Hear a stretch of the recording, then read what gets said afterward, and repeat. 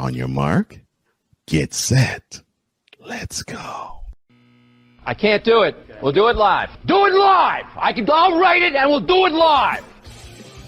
Mister, will you please wake up, wake up, wake up, wake up, wake up?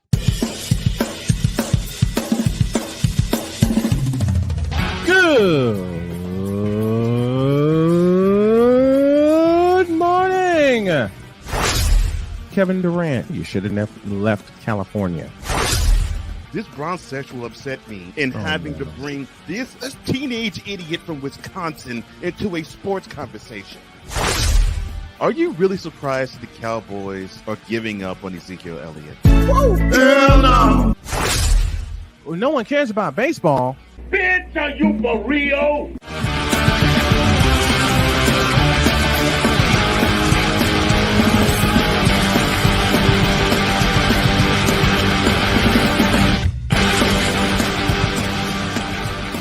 Well, I believe we are for real, Dolomite. Welcome to another rendition of Snowman in the Morning with Cole Johnson and one half of that duo, Cole Johnson. The other half, Snowman, will join me momentarily. And good morning to all of you out there, WQEE out in Atlanta, our Chicago brethren as well. Good morning to the CSTV family out in the West Coast. And good morning to, of course, in the Metroplex, BS3. And in the audience as well is the owner, the manipulator, and the operator of the BS3 network, Ben Southworth. But enough of that. Let's get to the whip around.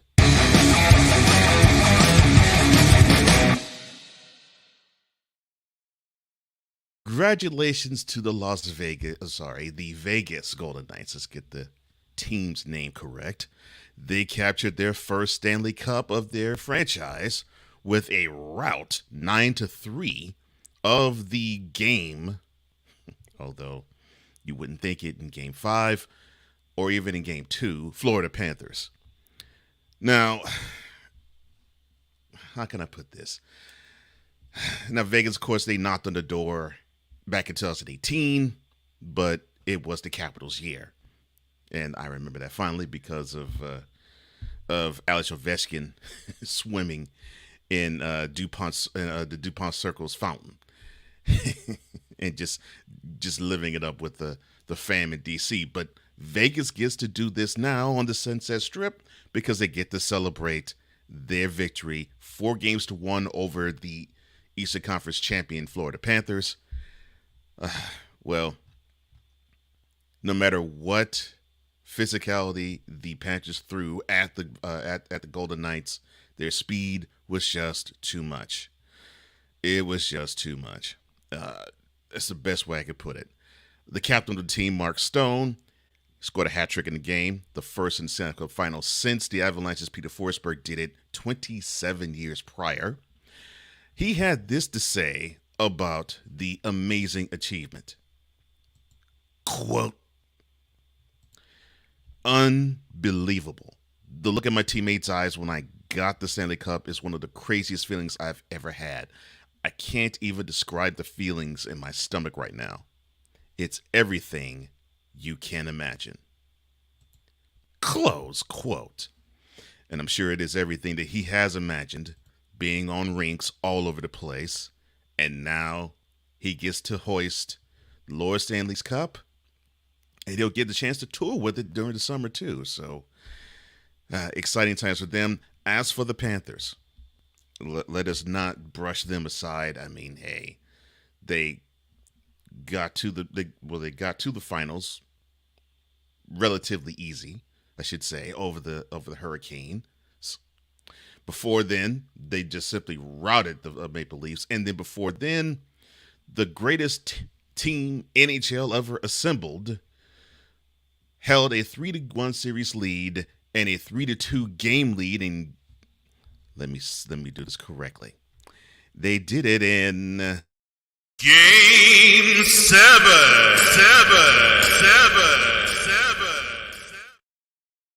of the first round, and they took it overtime and beat the Boston Bruins.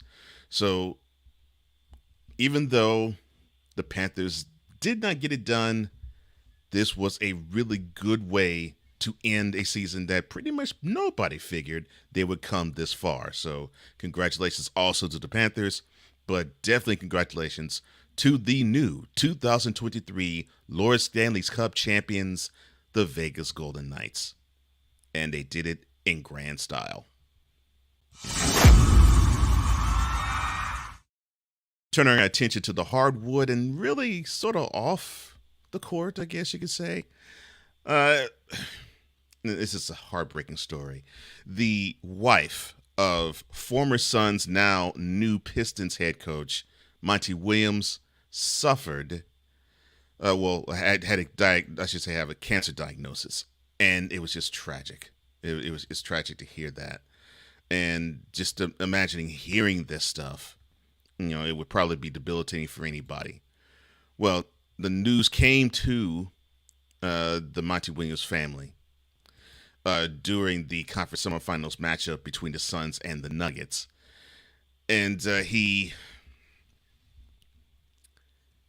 just felt as though he just got gut punched, and I can understand it. It's a gut punching feeling. Believe me, I know this, not necessarily from the wife's standpoint, but from the mother and the grandmother standpoint, because both of them had to take that breast cancer diagnosis walk. And as he was introduced as the new head coach of the Pistons yesterday, he discussed his wife's health in an attempt to help others.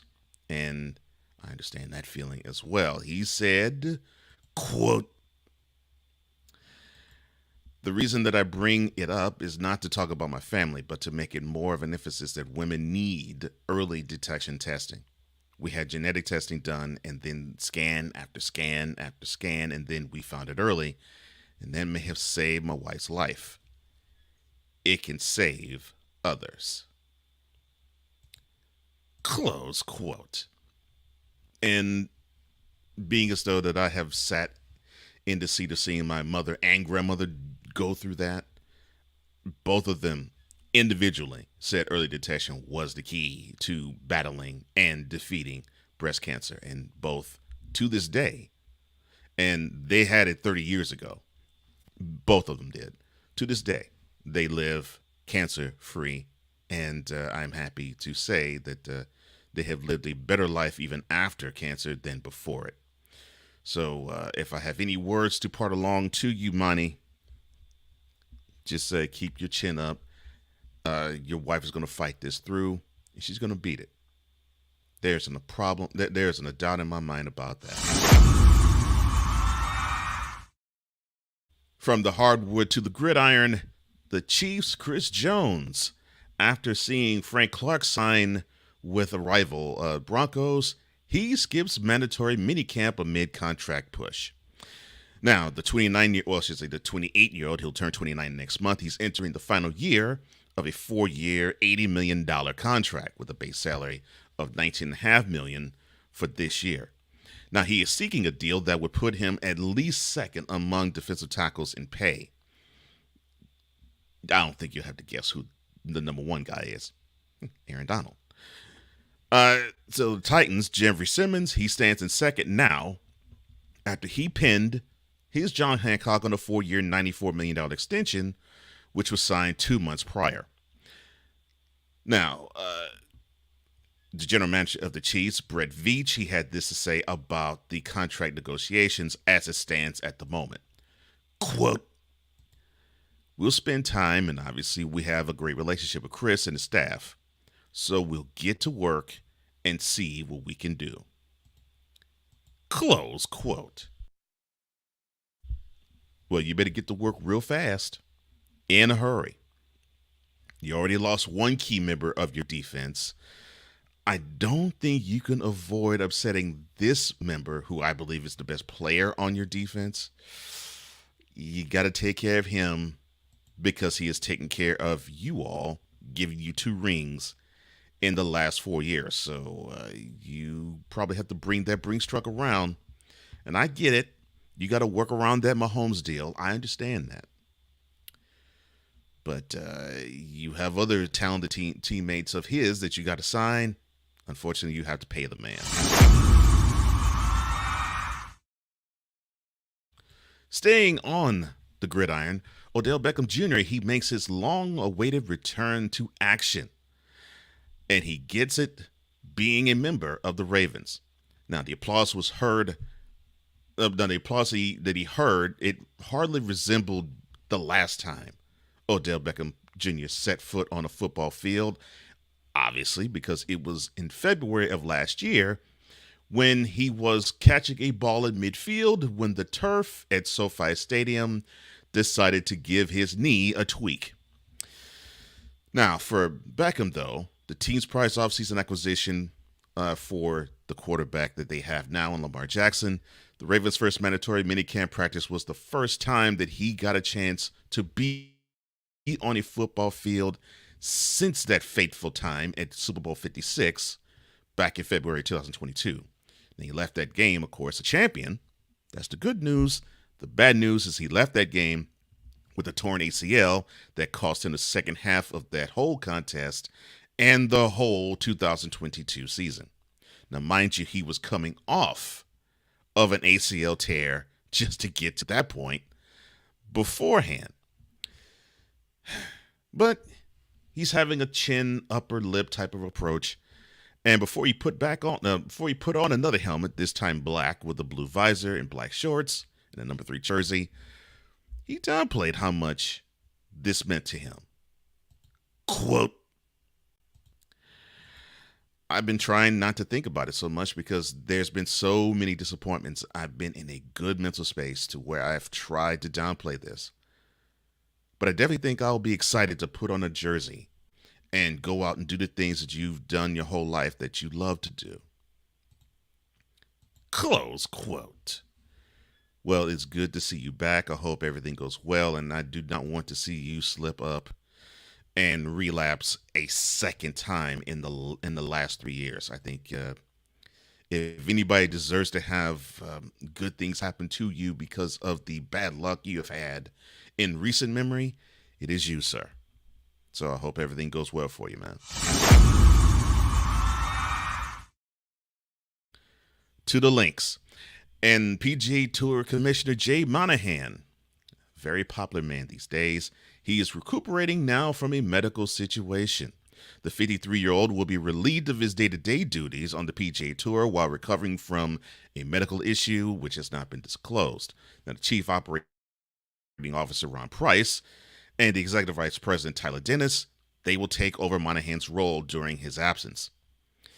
Now, he has served, Monahan, as PGA Commissioner since 2017. And, of course, he has been big news as of late because this issue comes 1 week removed from his announcement of the creation of a for-profit entity that combines the PGA Tour, the DP World Tour, and LIV Golf.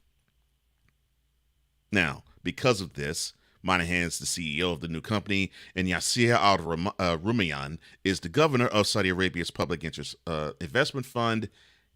Both of them will be the chairman of this new conglomerate. Well, I hope you heal up, sir. I think your time in being out of the spotlight is far from over. But not far from over is this program, as this ends today's Whip Around.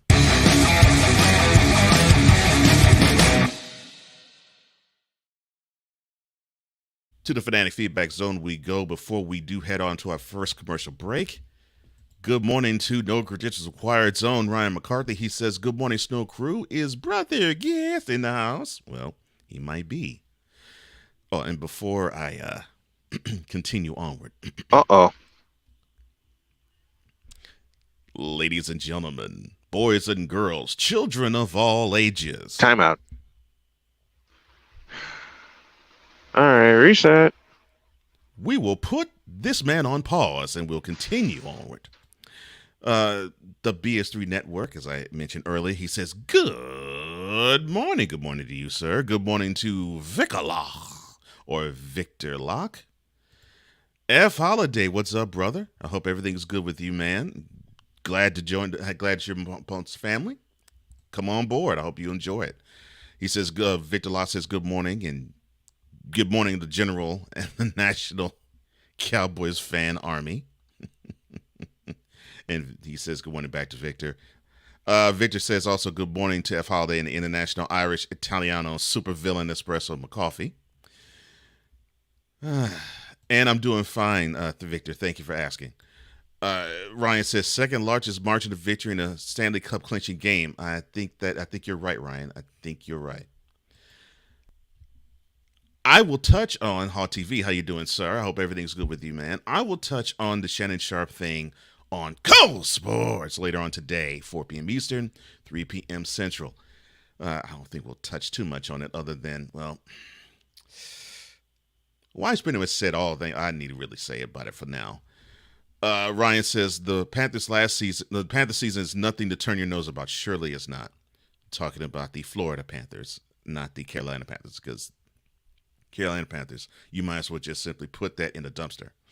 He says those guys fought hard to get to the final. Unfortunately, they were outclassed and, too, by a better team. They were.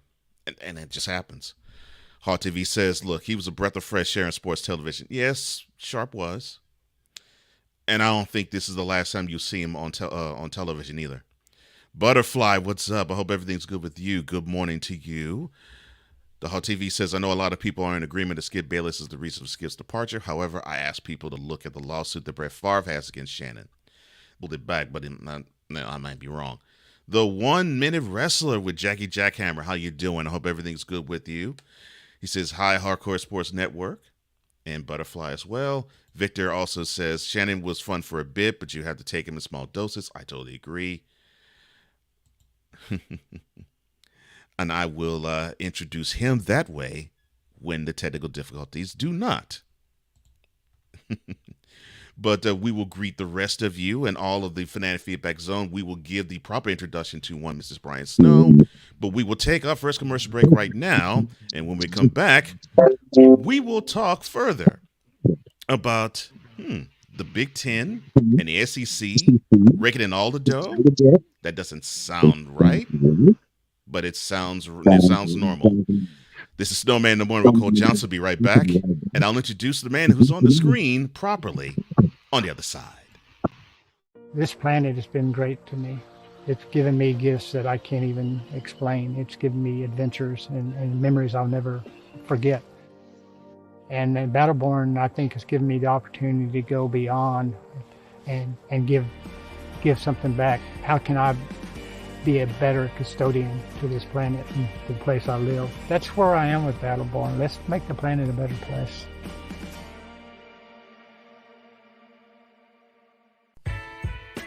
Hey everybody, Brian Snow here. Want to do some afternoon sports talk with me and be interactive? Also meet some great guests from every walk of life? Then tune in to The Brian Snow Show on CSTV and CSTVNow.com. Weekdays at 2 p.m. Come on aboard and enjoy the ride.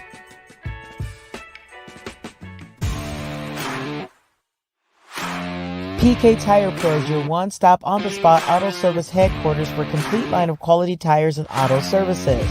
For years, we have provided the Stockton, California area with the latest products and unprecedented services for everything we sell. And for years, our customers have been coming back. Take a look around. If you don't find what you need, visit us in Stockton, California. From the latest and best in tire technology to the services required to keep your vehicle looking good and running great, PK Tire Pros can get you out on the road quickly and at an affordable price. Stop by soon and see why so many people consider PK Tire Pros to be the one-stop shop for all of their tire needs. At PK Tire Pros, our friendly and knowledgeable staff, quick and dependable service professionals, and affordable prices all come together to make driving out on a new set of tires easy. On top of that, we never tire of tires. Stop by and see us, and you'll be glad you did.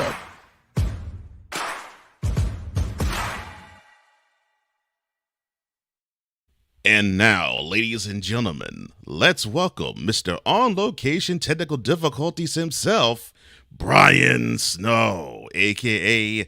the Snowman, the founder of Snowman in the Morning with Cole Johnson and the CEO of Snowman Multimedia. How are you doing this morning? Besides muted.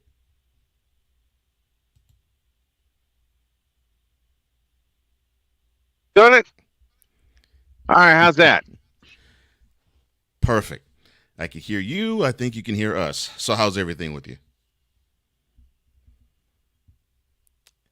And you can muting yourself. Okay. I'm trying not to. Will you quit muting me? Yes, I was. I Right. was muted. I'm feeling great. Scans came back clean, getting stronger. Last weight wise, I got as low as 208, which frightened everybody. Mm-hmm. Now I'm up to 245. Okay. Well, good. Well, good. Which So everything's good. Just got to get my iron level up and my B12 level up, mm, and I've eliminated fried food from my mm-hmm. diet once and for all. Mm-hmm. Uh, changed the meat selections from chicken to from red meat to chicken and turkey. I'll have a steak every once in a while, but I'm feeling great. I hope y'all are feeling great in the chat. F Holiday, I owe you big for the present you sent me, and I appreciate it. Help out our humble host, will you? The cash app you need is $ host Cole Johnson for my partner, and $ tall man Dr. K50 for yours truly. So help us out, help us really make this thing go. And for those of you watching on YouTube, there has been a change in their policy that's going to help out matters also. Mm-hmm. Yes, and actually, this program itself, because and the YouTube channel that supports it, actually might feel that change very soon, and that's a good positive change. Oh man, Yeah, I love yeah, it because we've yeah. been putting in the work. Unlike all Mm-hmm. these Johnny come lately that we talk about, we put in the work and we're about to Yes. get rewarded, and the rewards are about to start coming in for it. And I can't wait. Well, I can't wait either.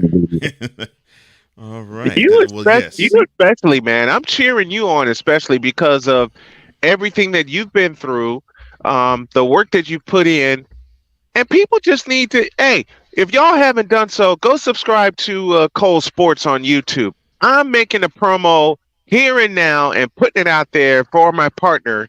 Let's Yeah. get him monetized, man. Let's go. Let's get everybody that's involved with the show that has a Just me. YouTube Yeah. channel. No credentials required. David 3000. David 3000's already hit the. Yeah. He's Uh, going over 1,000. Yeah. he's hit the 1,000 mark. So congrats to him. And I but I love it. I love it. I love the rules that they changed. And I want let's get play by play with JJ monetized also. He's nearly there. If you haven't heard, the target is 500 now, instead 500 subscribers instead of 1,000.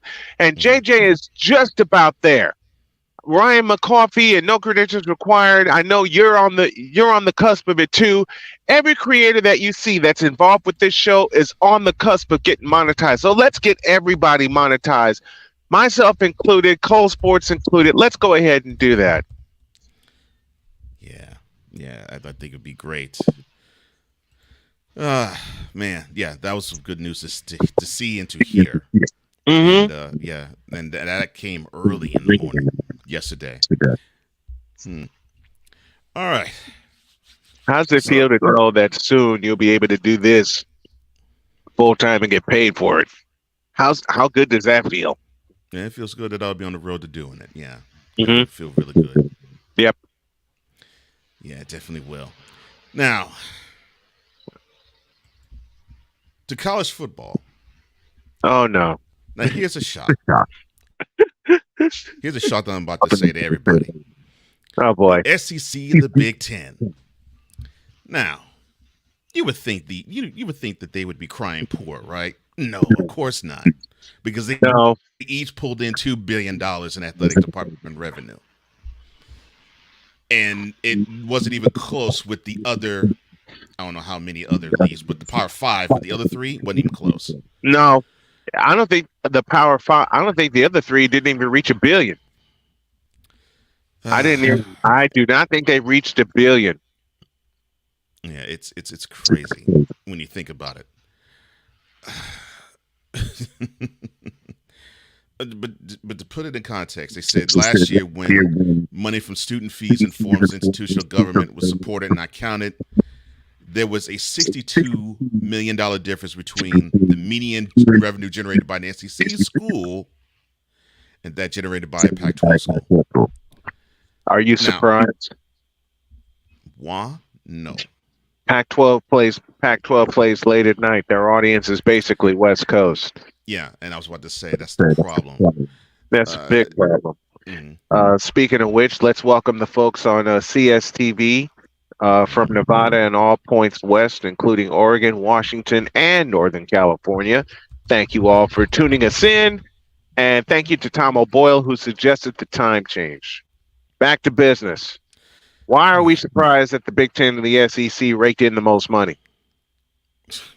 We're not. No. To give you some context about that, so only 9 public schools last year outside the Power 5 conference had more than $62 million in total operating expenses for their entire athletics program. Mm-hmm. And half of that goes to coaches. We all know that. Mm-hmm. So that should give you an understanding as to how big of a power broker both the Big Ten and the SEC is. And we have joked about it.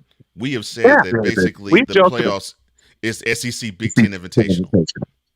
Man, we've made that joke since we've been together on the air, year and a half now. And you and I have separately made that joke on our shows for as long as we've been active. Yeah. It's nerve-wracking. Yeah, because I feel for it. You really won't feel it as much in the other sports, and I say as much. You'll feel it. I don't think you feel as much in other sports as you would football. Mm-hmm. But it's going to just change college athletics through football so much and so quickly. Yeah. And yeah, that's the sad part. So SEC last year, they took in a combined $2.17 billion in total operating revenue. The Big Ten took in $2.04 billion. $4.21 billion between two damn conferences. And those are the public schools. I'm not even talking about the private schools that are tied to the Big Ten and the SEC. Right. Not even and some of that. I'll say it again. And the Big Ten and the SEC can easily spread their wealth among the other power conferences, not to mention a few other schools, but they're too damn greedy. And they don't want to play fair. I'll give you an example. The Pac-12, I believe, is the lowest of the Power 5 in bringing in revenue. And there are so many reasons for that. Go subscribe to Play by Play with JJ. He does an awesome job calling Phillies games, and he and I are going to collaborate on a baseball game very, very soon. But back to business here. Yeah. When it was the Pac-10, and I'll say this till I'm blue in the face, and I'll say this until I'm dead. When it was the Pac-10, it was competitive.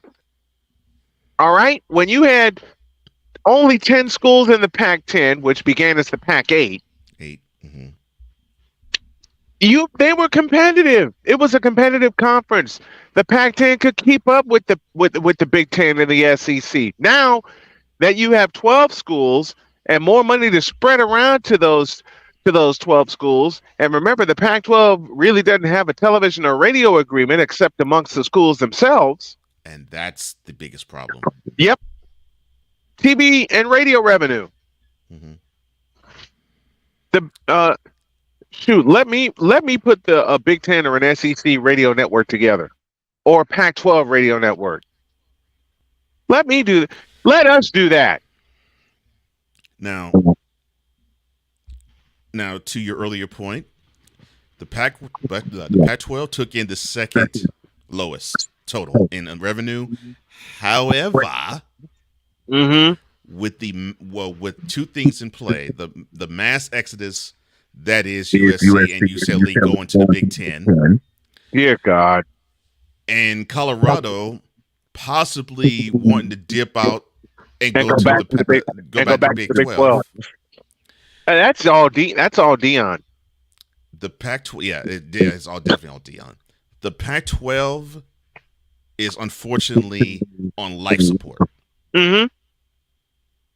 And I hate saying it. They're on life support. Of all the Power 5, they're on life support. They're losing their two biggest schools. They're losing their two biggest attractors of attention, USC and UCLA. It doesn't matter. Jay, you and I were talking about this in a text chat. It doesn't matter if USC or UCLA is in the third spot in their division or the fourth spot in their division or dead last in their division. They're going to get the coverage. Mm-hmm. They are going to get the coverage. And now the Pac-12 is losing that. Colorado is about to dip out. And the next school I believe that's going to dip out is Utah. Because remember, Utah and Colorado came in together. Yeah, I was about to say they should. Because of the recent coverage they've been getting too. And I think now the perception is starting to get more and more pronounced with them. And I think they want to have more eyes on the program. Utah needs to stand alone in the Mountain West. And I'm speaking not only in terms of their visibility, because except lately, they haven't been getting much from the Pac-12 at Utah. Yeah. And the same goes for Colorado. And part of that is Colorado is just plain sucked since they joined the Pac-12. Yeah.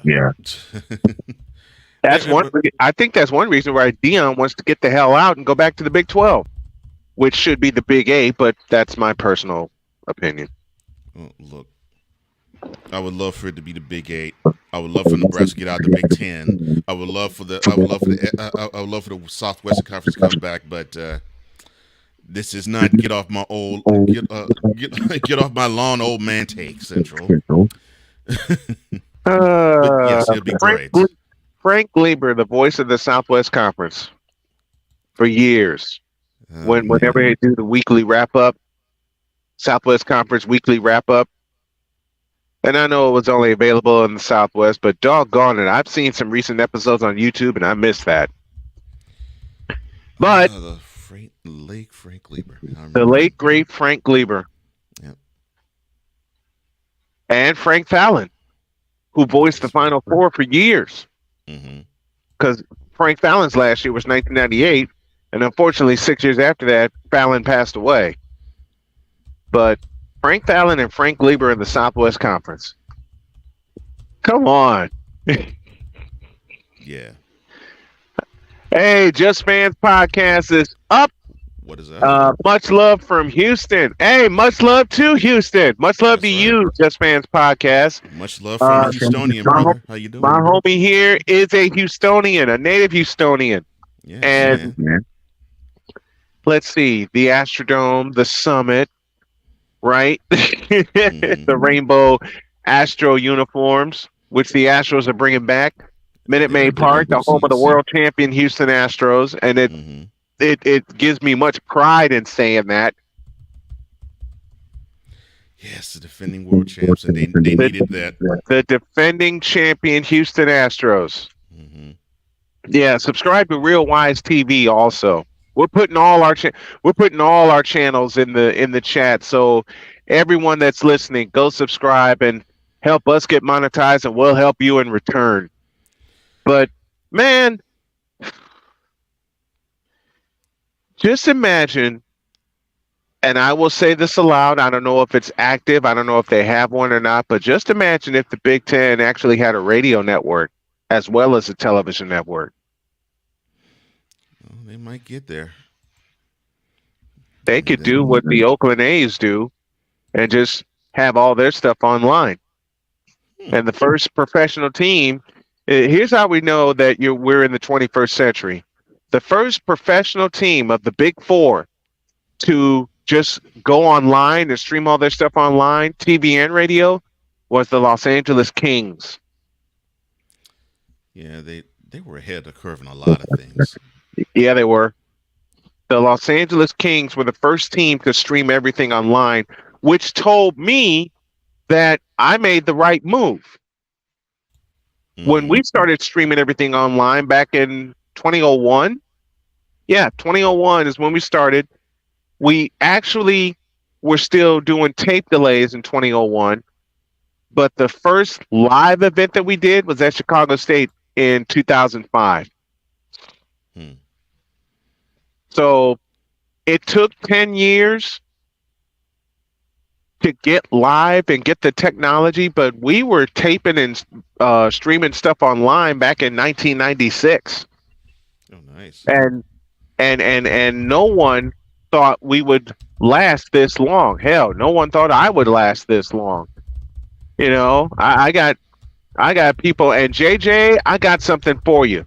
You and I want to talk with everybody let me just go ahead and throw this out there. Before you do, Yes. actually keep that file in your memory banks. Mm-hmm.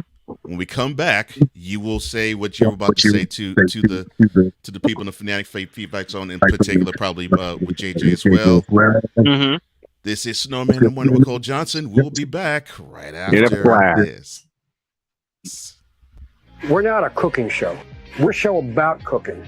We turn the camera around and point it at you. Our show takes place right inside your kitchen.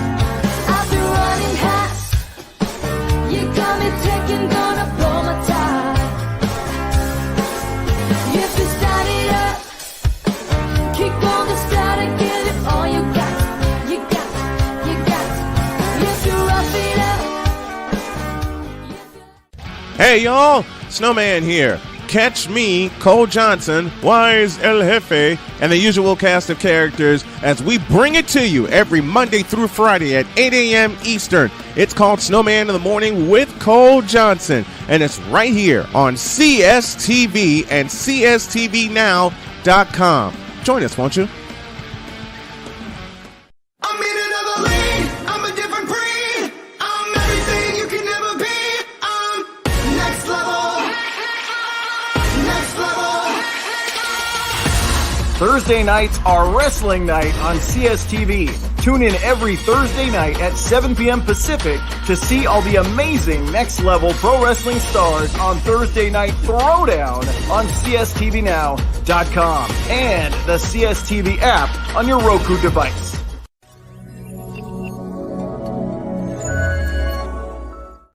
The following is a public service announcement from David 3000. Yankees suck. This has been a public service announcement from David 3000.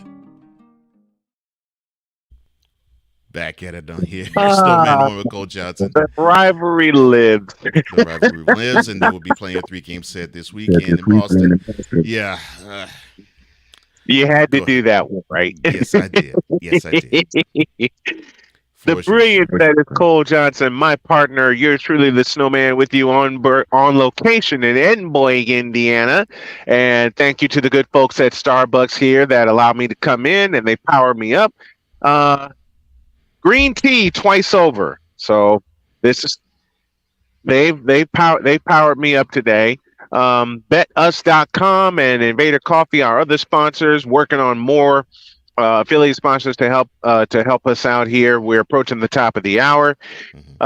We're putting a new format in place, so follow along with us.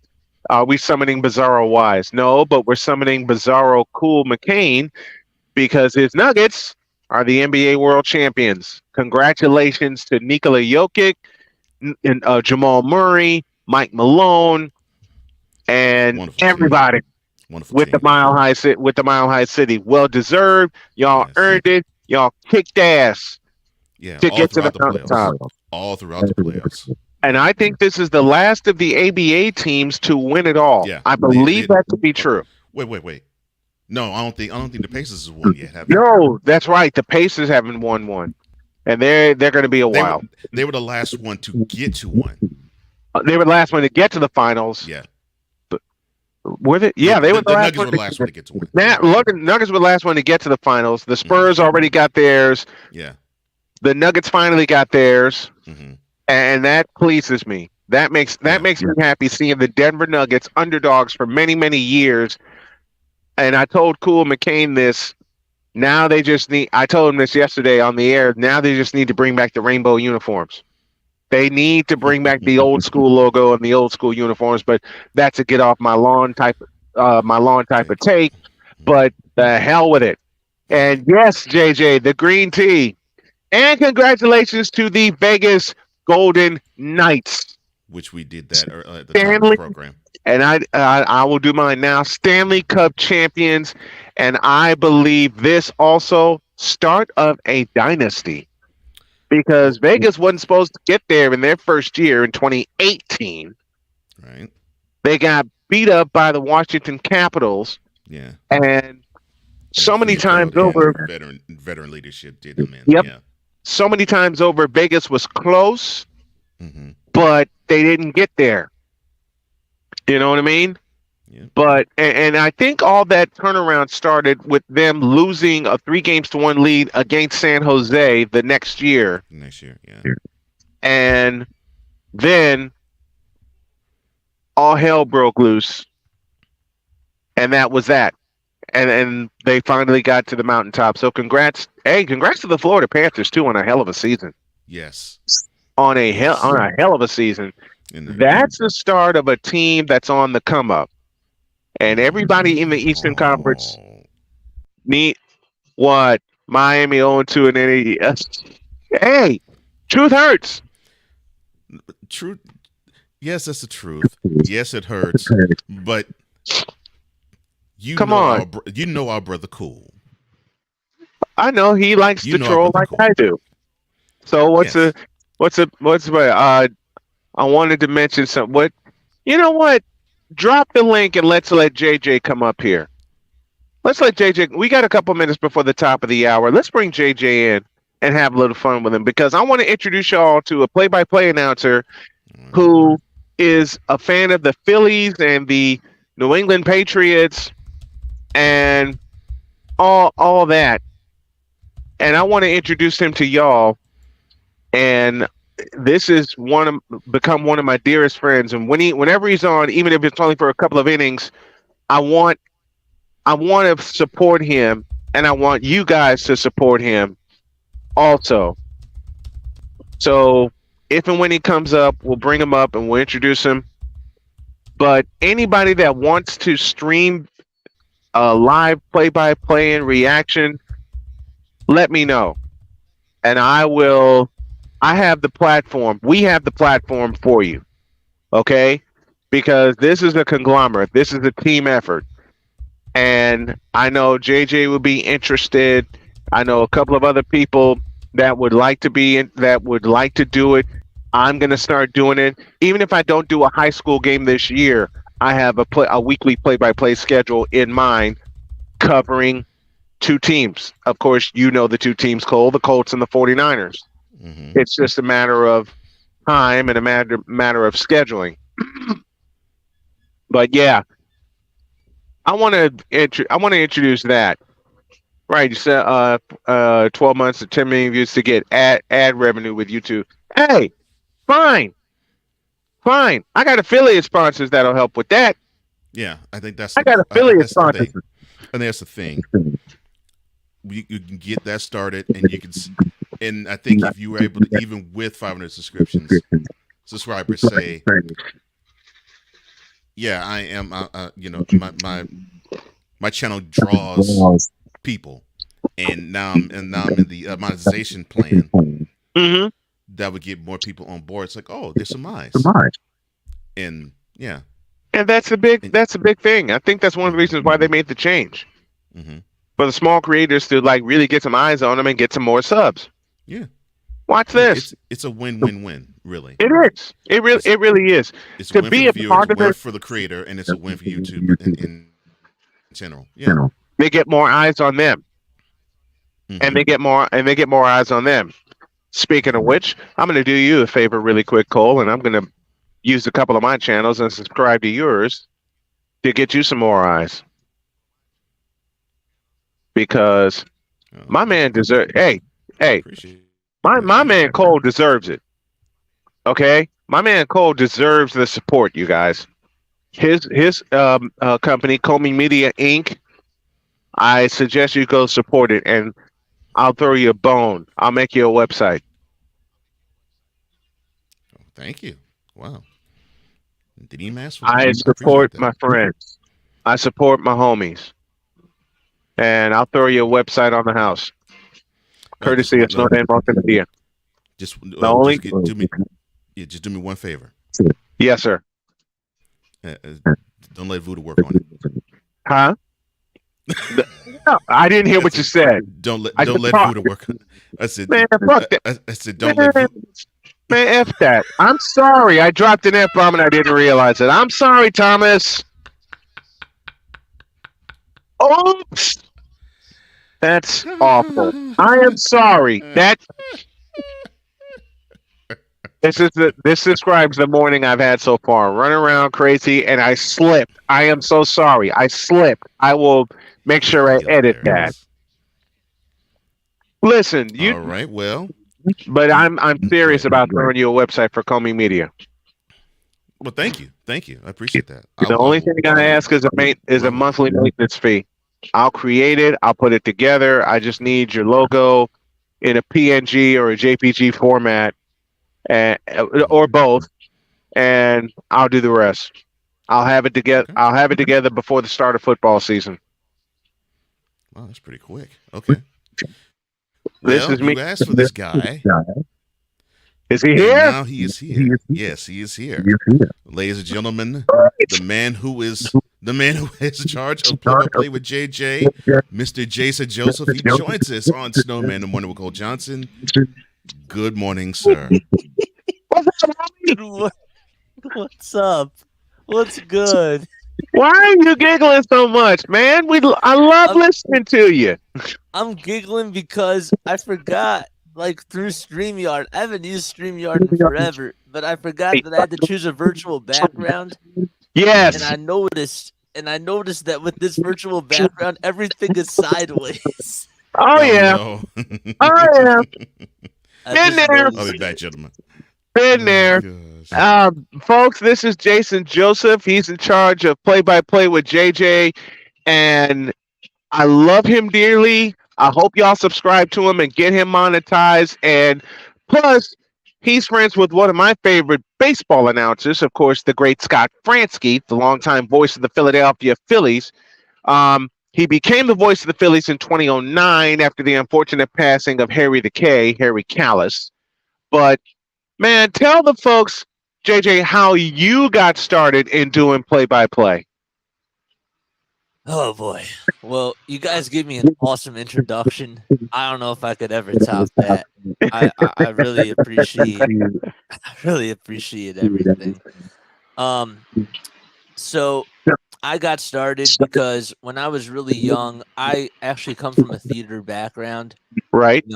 So I used to do theater when I was really young.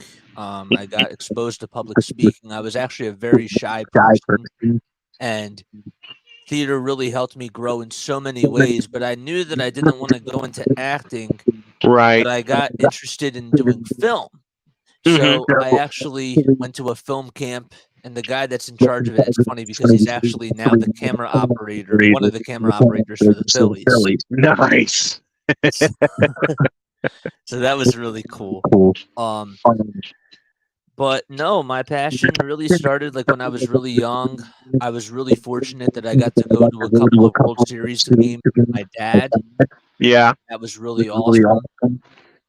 My grandma, God bless her soul, she's up in heaven. I know that she really, really got into the Phillies and would love to have conversations with me about them when I first got into them. And so that only kind of grew my love more.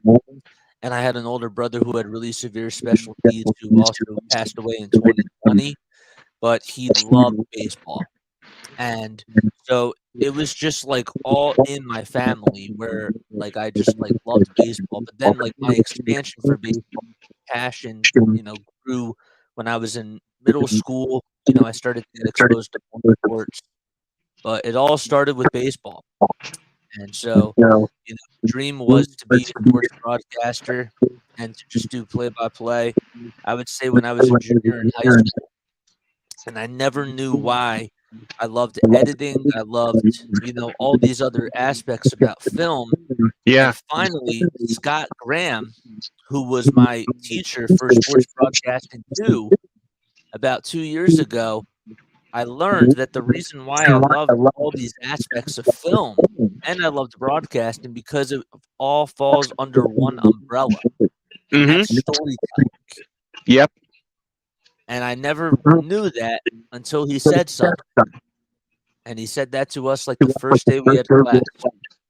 And I never forgot that. What was your first game? What was your first game that you strapped on the headset for? My first game that I did at Rowan was a softball game.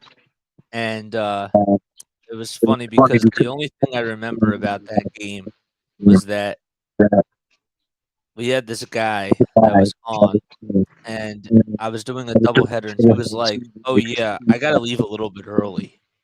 And I'm like, "Wait, you're gonna like leave me with like all this equipment that's like right here? Like I don't know how to set everything up. I don't know how to strike everything. Like okay, like all right, like I don't have a car on campus. I'll just walk it back.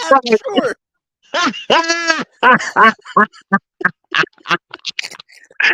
Let's say hi to After the Huddle, friend of the show. Oh man, After the Huddle, what's up? Do us a favor, ATH, make sure you subscribe to all the channels that are in the chat so we can get everybody monetized. My buddy Jason Joseph up here as we kick off hour 2 of Snowman in the morning. When is your next game? Your next game is today. It's tonight. Okay. Yep, tonight. What about it? What about after that? I want to team up with you for a baseball call after I come back from vacation. We have to. Or after let's go after the vacation, after the holiday.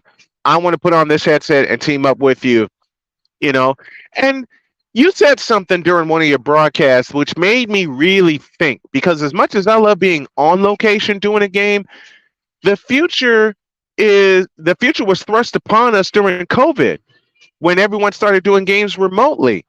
And then you, with your active calls of the Philadelphia Phillies, got me thinking, hey, I'm going to be 51 next month, but you got the wheels turning. And I'm thinking, okay, how can I keep up?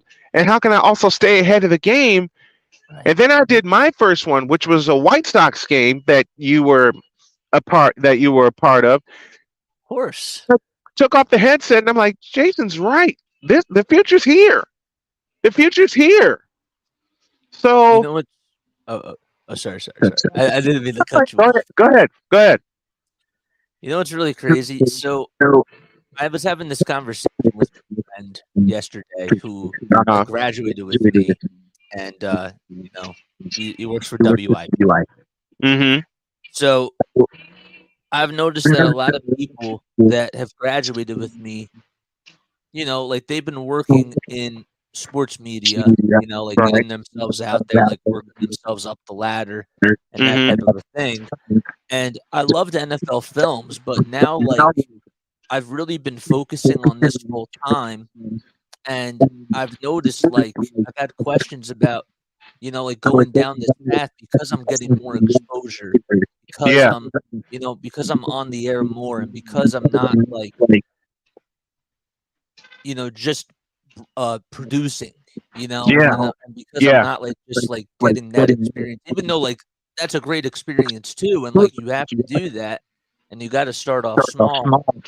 I do feel like I am getting more experience because a lot of people have said to me that they've had to move and they've had to relocate and go to smaller markets just to get this experience. Oh yeah. I've had that said to me for years. I've had that said to me for many years. Go on. Right, exactly. And so I'm starting to think that this, just by doing this and by coming online and just by doing this from our homes, I think that this is what they were talking about. Yeah. Except that they were just doing it like out in Montana. or like out in Nebraska, like in the middle of nowhere. So I kind of like think it's interesting how other people are going on a different path, but I kind of chose, I guess, my own path. If that makes sense. It makes total sense because I went on that same path. And I've been told for years, you can't make it in a big city. You're going to have to start in a small town. Right. And I refused to believe it. And I started my company in 1996 in Chicago. And as I mentioned earlier, we were doing a lot of tape delays up until 2005, but we were doing the games. We were hanging out. We were doing it. And I got to tell this tale. My first game was December 7th, 1995 at Chicago State University. We had to get permission to film and to broadcast, and it was camera plus a tape, and my friend Kevin checked out a camera, and I said, "Can you attach a microphone to that?"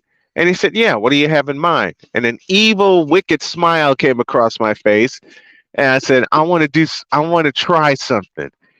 And those of you who know, my favorite play-by-play announcer of all time is the late great Jim Durham, who voiced Bulls games for years and was one of the first voices of ESPN radio. So he attached the microphone. I was already dressed. I had a shirt and tie on because I had another engagement on campus. And lo and behold, that was my first play-by-play call. Northern Illinois at Chicago State. The strangest thing came at the end of the game when Northern Illinois won the game big. And at the end of the game, during our post-game wrap-up, which took all of 180 seconds, I said, TJ Lux finished with 26 points and 14 rebounds. And my friend Kevin looked at me and said, "Where'd you get those numbers from?" I don't know. I pulled them out of my head because I only had a roster with me. I only had a roster. We go downstairs and I meet Bill Baker, the longtime voice of Northern Illinois, and another dear friend of mine. The first broadcaster I ever met was Bill Baker, voice of NIU. And we wanted a score sheet. And Kevin said, "Let me see how far off you are on those numbers."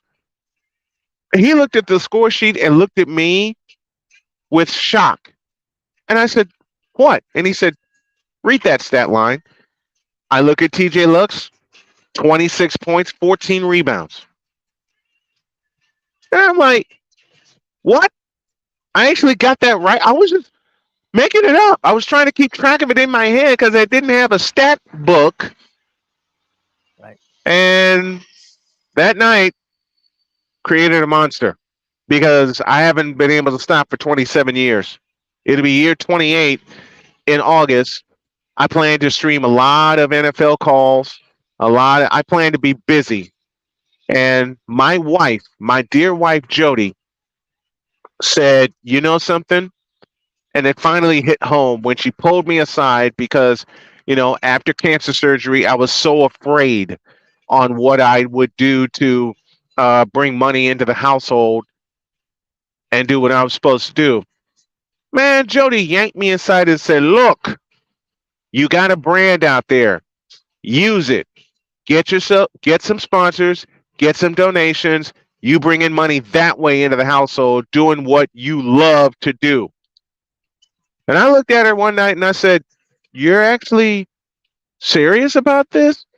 She stood up and gave me a big hug and said, "Is it finally clicking now?" Yes, it is. Because as a man, you get scared. As a married man, you get scared after everything I've been through with the blood clots and the cancer surgery. You get scared. All right? It frightens the daylights out of you of not being able to produce for your family. And I am a family man. I'm a happily married man. And that was the first thing on my mind. And then Jody kind of calmed me down. So now I'm all in with doing this. JJ and I are hanging out. Hour 2, if I can find the right button here as I'm on location.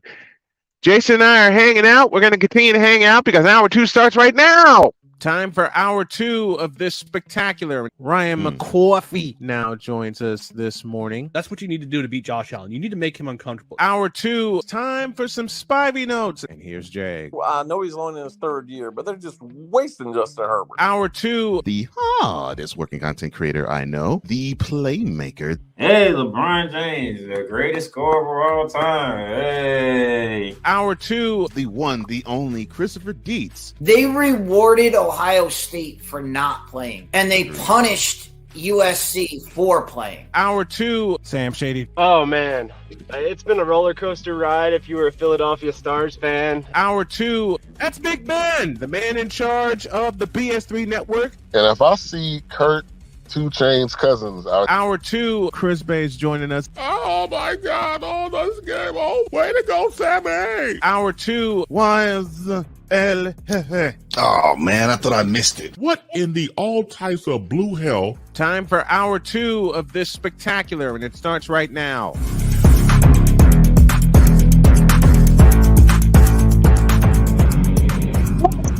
All types of blue hell. That's how we start hour 2. Jason Joseph joining me here on the program. And thank you to those of you at CSTV for picking us up, as well as BS3 Network and WLEO in Baltimore, Maryland, WIRU in Chicago, and WQEE 99.1 in Metro Atlanta. Jason Joseph joining us this morning, sharing broadcasting stories as we kick off the second hour. And I got to tell you something, man. I discovered your channel by accident, and I've been hooked ever since, because you're doing something that I love to do. And like I said, you turned the wheels in my head saying, hey, I can stay home doing this and make money doing it. It is very much possible to do it. And then you said on a broadcast of yours, quite simply, you said, hey, Snowman's here. Don't forget to subscribe to his channel because we're going to collaborate one day. And the wheels really started turning after that. So after the holiday, we're going to pick a game, and you and I are going to call it start to finish. Sounds like a plan. You know what's really funny? I've also noticed that the one thing that was really cool about doing it over here was that I was like, I was in a, like when I was interning at NFL Films, like I loved the internship. Right. It was so much fun. Yep. But I miss these. I miss these. I like as simple as it sounds. Like without calling a game for 3 months, it felt like 3 years. Doesn't it? Seriously. And so, man, I get it, because the last game I did before we moved up here to Indiana, the last game I did was at Lewisburg College in May of 2021. Wow. And I didn't do another game until I get a call from North Carolina Greensboro in February of 22. And it may seem like a short time, but when you're a play-by-play announcer and you're on the grind, especially if you call 100 games a year, 3 months seems like 3 years. It does. And I got the call from UNCG, and Colby said, would you be able to do a baseball game for us? I know this is short notice. And I'm thinking, man, if I was only there to do it. And then a bell rang in my head. And I said, can we do this remotely? He said, yes. You're on. And I was back in Division I for baseball. And I can't tell you, I'm going to pick a team next year because, thank you, ESPN Plus, I can follow a lot of D1 baseball. And I'm going to be busy. Yeah. I'm going to be busy doing this. I have my wife, Jody, to thank for the pursuit. I have you to thank, my friend, for sticking with it. You know, I can't tell you enough how much your nerve has really inspired me. Even on days when you don't do the game. I think there was one that we did together on our separate channels. It was the Braves and Phillies in Atlanta. And I wanted to do it because it was Sunday Night Baseball, but I didn't want to step on your toes either because to me, I you're the wanted voice to of the collab Phillies. with you. I wanted to collab with you so badly. That was just such a crazy day because Yeah, I yeah, was it was. coming home. I was coming home from Maryland. I was doing a freelancing gig. And I was basically like a runner for like all these AI cameras at the Maryland soccer complex. Yes. There's like Oh 25 boy. fields. Oh Oh my gosh. boy. It was such a long weekend. And I was thinking, I might actually just get back in time just for the game. And as soon as I walked in, I kid you not, I went straight upstairs. Like after I said hi to my parents, like I'm hugging everybody, and then I'm like, I gotta go. Yes. Yes. Oh man, JJ and I chopping it up, sharing broadcast stories. We got to take a break. Following our new format, we'll take a couple of minutes, and JJ will continue to hang out with me on this wacky Wednesday edition of Snowman in the Morning. Hope you all enjoy it as we are enjoying bringing it to you. Let me find what I need. To find. This thing doesn't act. This thing is not acting right. It's acting right now. We'll be back in 120 seconds. This planet has been great to me. It's given me gifts that I can't even explain. It's given me adventures and memories I'll never forget. And Battleborn, I think, has given me the opportunity to go beyond and give something back. How can I be a better custodian to this planet and the place I live? That's where I am with Battleborn. Let's make the planet a better place.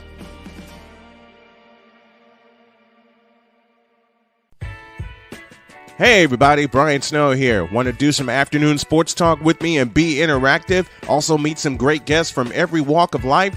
Then tune in to The Brian Snow Show on CSTV and CSTVnow.com. Weekdays at 2 p.m. Come on aboard and enjoy the ride.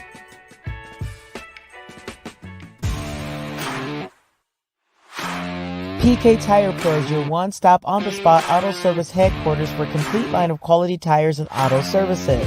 For years, we have provided the Stockton, California area with the latest products and unprecedented services for everything we sell. And for years, our customers have been coming back. Take a look around. If you don't find what you need, visit us in Stockton, California. From the latest and best in tire technology to the services required to keep your vehicle looking good and running great, PK Tire Pros can get you out on the road quickly and at an affordable price. Stop by soon to see why so many people consider PK Tire Pros to be the one-stop shop for all of their tire needs. At PK Tire Pros, our friendly and knowledgeable staff, quick and dependable service professionals, and affordable prices all come together to make driving out on a new set of tires easy. On top of that, we never tire of tires. Stop by and see us, and you'll be glad you did.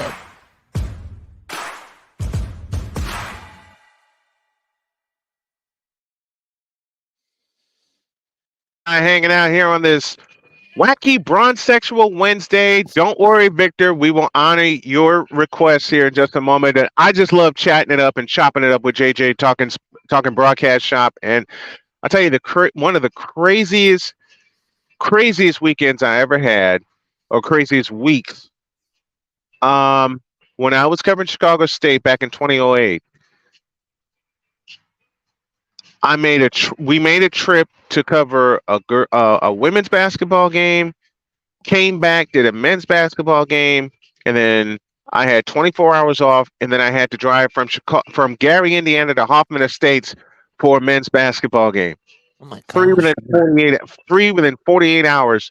We where was that? The women's game was in Missouri. The men's game was in Chicago. I had a high school game to do that Friday, but I sent someone else to do it so I can sleep on my couch. And then Saturday, I went to do the game in the game in Hoffman Estates. And the game I was supposed to do Friday, the person called me and said, "Why did you send me on a last-minute trip?" I said, "Do you want the truth?" He said, "Yes." I said, "Because I was tired and I just got back in town." Figures. I had a game to do the next night. He starts laughing and he goes, "I get it." But that's funny. Well, I made 2 trips to Missouri. both for women's games. The second trip I made to Missouri, when I drove into Chicago from Gary, there was no snow on the ground. By the time we were leaving, we got 6 inches of snow. Plowed through it, got to Columbia, Missouri, and it was 61 degrees. That's crazy. That is wild. Came back to a foot of snow. I drove home, letting all the snow in my car fly away. I went up. I came in my apartment. I went upstairs. I went right to sleep. You know, I have to tell you, like we're talking about broadcast stories. I would never forget. I was producing a game at Rowan, okay, and I was with my boy Nick, okay. We're doing the pregame show and everything for the Delaware Bluecoats because they. Oh my gosh! So after we're done, you know, he's behind the board. Like I'm supposed to be like getting highlights and like that type of stuff. Right. And for every playoff game that the Bluecoats had, we were doing it like regardless. Like we would just do their home games like during the regular season, but for the playoffs, like it would be the home games like where we would go to Delaware, or we would call it off of a monitor on the ESPN Plus app. So the broadcasters are in the conference room, okay? Yes. And we had a Rowan Radio banquet that we would do every single year. Right. Okay. And I could never go to them, ever. Okay. And so we didn't know the next game was going to be on Thursday, which was when the banquet was. Oh, no. So we were like, Nick looks at me like after the game or after we do our pregame show and was like, Jason, we're going to the banquet. So like we're not going to do the game. So we have to be Raptors 905 fans tonight. Yes. Because we want to go to the banquet. And Right. I'll never forget. The Bluecoats were like down like by 24 points or something like that. Right. As soon as they tied it, like my man just like throws his water bottle like on the ground. And the broadcasters are looking back at us like, is everything okay?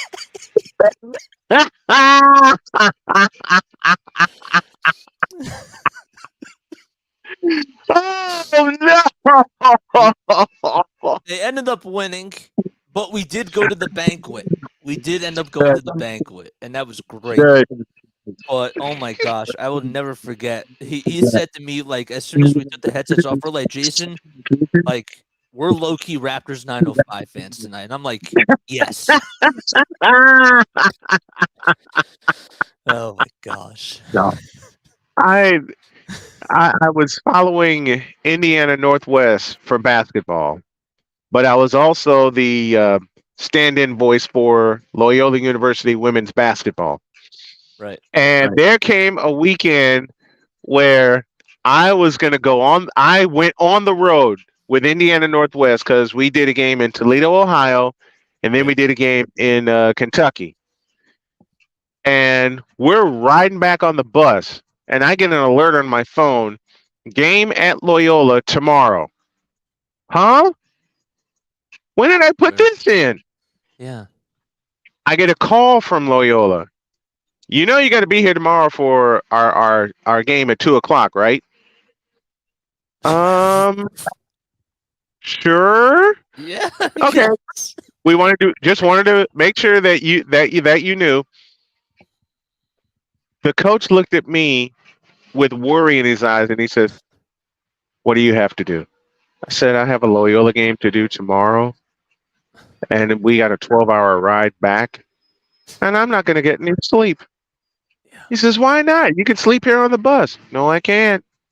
I have to prepare for a game tomorrow that I completely forgot about." Yeah. And the coach looked at me and says, "Oh, no. And you don't have a printer available to you?" "No, I don't." So I improvised. And you've been there. You've been there. Not a 12-hour trip, obviously, but like Yeah. There have been times like where I forgot that I was going to call a game, and then I almost. Yep. Yeah, that's happened. I improvised, and I called my friend Bill at Loyola, and I said, "I need a tremendous favor." He says, "Name it." Can you send me the game notes? And he says, "They're on the way." Somehow he knew what I needed, and he sent me all of them, all the notes I would need for Saturday. And then I get a call back from Bill, and he goes, "Okay, what do you need as far as your keys to the game?" Wait, what? He said, "What do you need as far as your keys to the game?" And I rattled off like 4 things. He chose 3, went to the producer, and they had a graphic made. Wow. I get back to Gary. I went upstairs, and we got back that morning. I went upstairs in my apartment. I took a shower, redressed, flew back downstairs, and zipped to Loyola.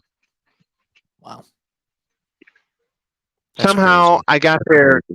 Somehow I got there in time, and somehow I got everything done that I needed to get done. We're gonna take a break because I have to handle something real quick. We're gonna take 3 minutes, and when we come back, it's the part of the show that y'all been waiting for on Wednesday. And trust me when I tell you, Jason, you are gonna get such a kick out of this. Oh boy. Oh boy. And I think you know what's coming. Back in 3 minutes.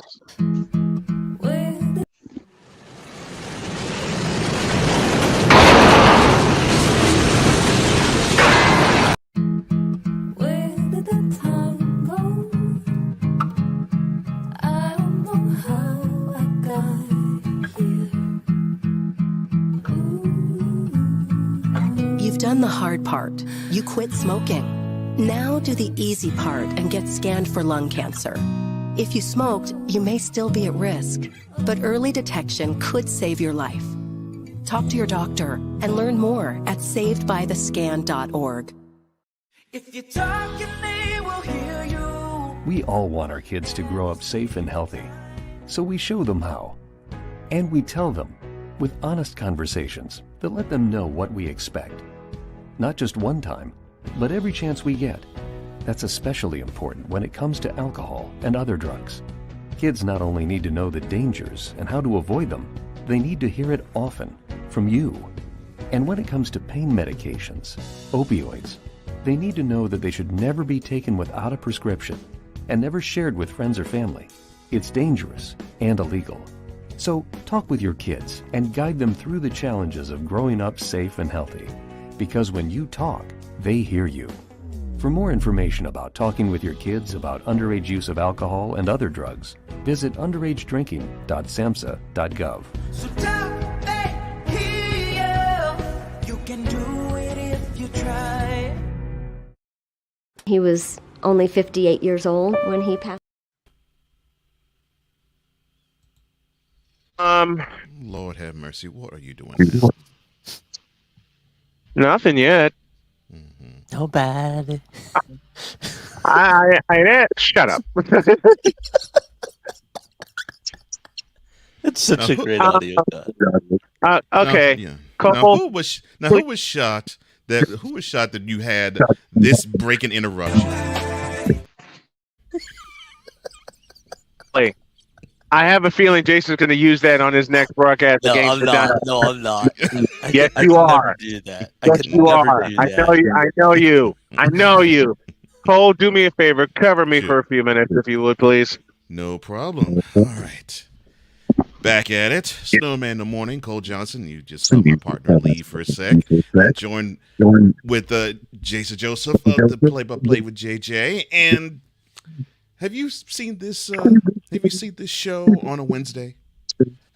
I have. And I think I know what may be coming. I think. Well, you are a very perceptive man. Because what is about to come will arrive. And to answer the question of of Victor Locke or Vicar Law, where he says, no mention of Yo Kang, can't have that. Well, we're about to have it right now. This Bronze Session Confession is brought to you by Bron Bron Joy Juice. Bron Bron Joy Juice, the ultimate joy juice of bronze sexuals worldwide. Made with 100% organic seal milk. In a world where partial greatness is celebrated and total greatness is shunned, there stands to be a figure on the lips of those who love him and those who hate him. The inane comparisons to Michael Jordan and Kobe Bryant continue and has existed since 2003. There is no end in sight, for the battle between those who unconditionally love and unconditionally hate him wages on. These are their stories. Welcome to the Bronze Sexual Confessions.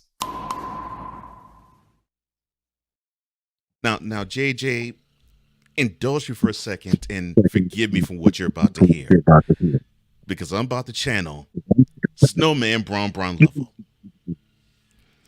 As Raver would say, he's in the Hater Hall of Fame trash. But Finay Feedback Zone, help me out here and see if I can get these talking points that we would normally hear Snowman say. All right, let me see. LeBron James, oh, sorry, let me do this correctly. Quote, LeBron James is pure, unadulterated trash and has been for 20 years. Close quote. What's another one that he likes to say? Oh, yeah. Quote, LeBron James has hurt the NBA since 2003. Close quote. Let me see, what's another one that he likes to use? Quote, LeBron James blows. Close quote. I'm trying to think. There's another one that he likes to say. Oh, yeah. Quote, and this is, of course, his favorite one. LeBron James. Close quote. And that concludes Snowman Bron Bron Lover's take on LeBron James and Bronze Sexual Confessions. Now,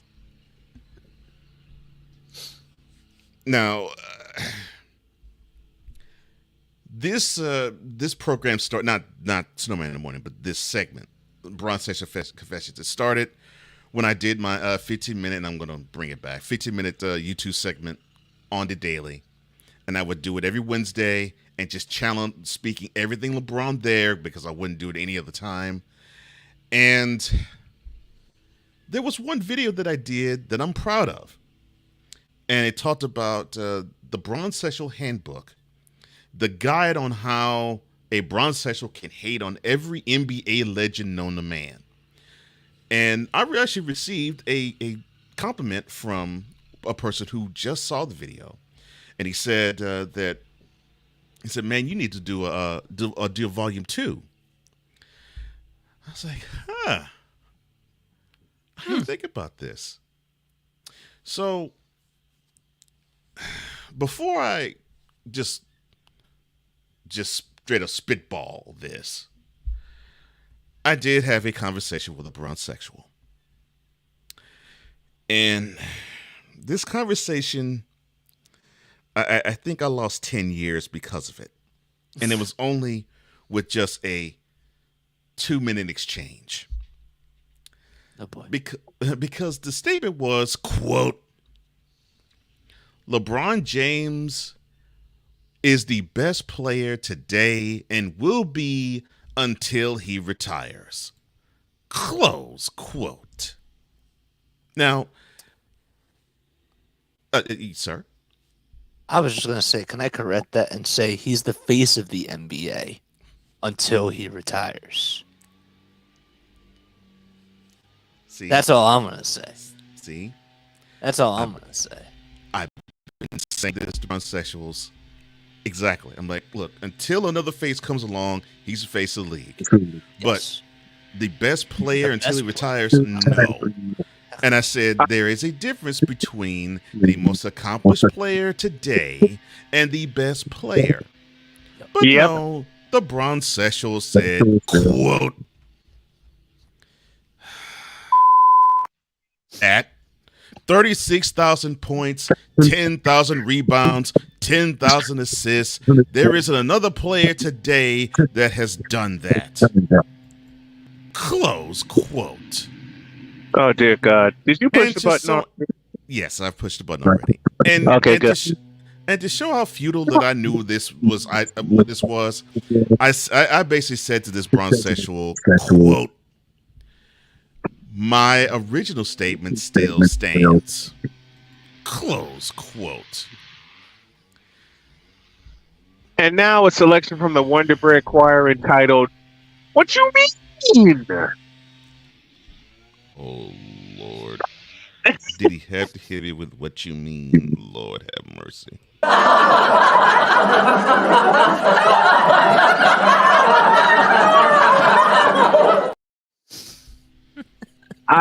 Jason, I'm so glad you're getting a kick out of this. I had a conversation with a bronze sexual, and of course, there's the brain. Of course, those are brain cells I'll never get back. I had a conversation with a bronze sexual the night that he played center, and this bronze sexual said to me, "Open it." This quote. No one has ever had a better game starting at center than LeBron has. Close. Wait a minute. Whoa. You heard every voice. Oh my gosh. Whoa.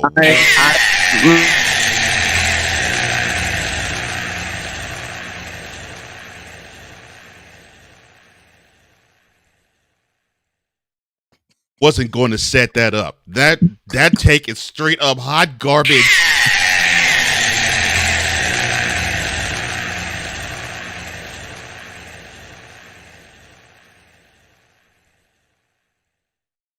But I'm sorry, JJ, Snowman, whatever you all have to say.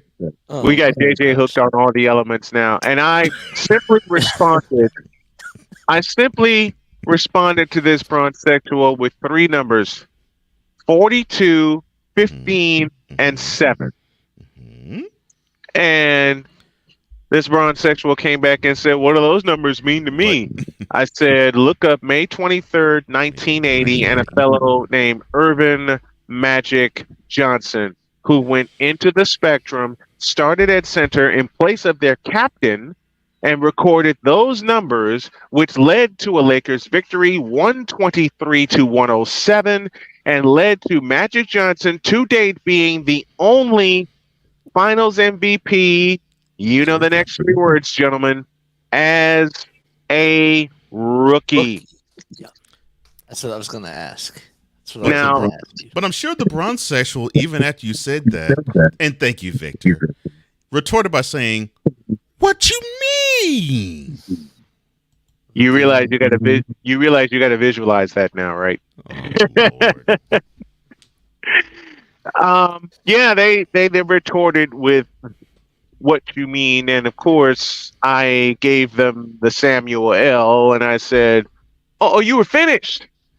"Well, allow me to retort." Oh, you were finished. Oh, well, allow me to retort. Do you read the Bible? Yes. It's great. That's such an awesome movie. It is. It is. I guarantee y'all, Jason's gonna have half these elements in a broadcast. Trust me. Heck no, I can't.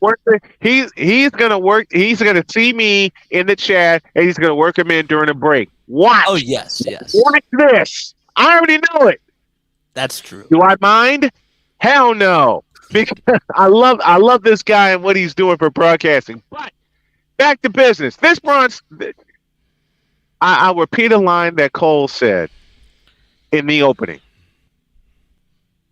This bronze sexual upset me that I had to bring an old I'll switch it. I had to bring an old head into a basketball conversation because this old head, and I mean every bit of those words, said to me, "You can't deny LeBron's greatness." I said, "What greatness?" Oh gosh. Wow. Wow. And I know that Bron sister was like, You for real? Yep.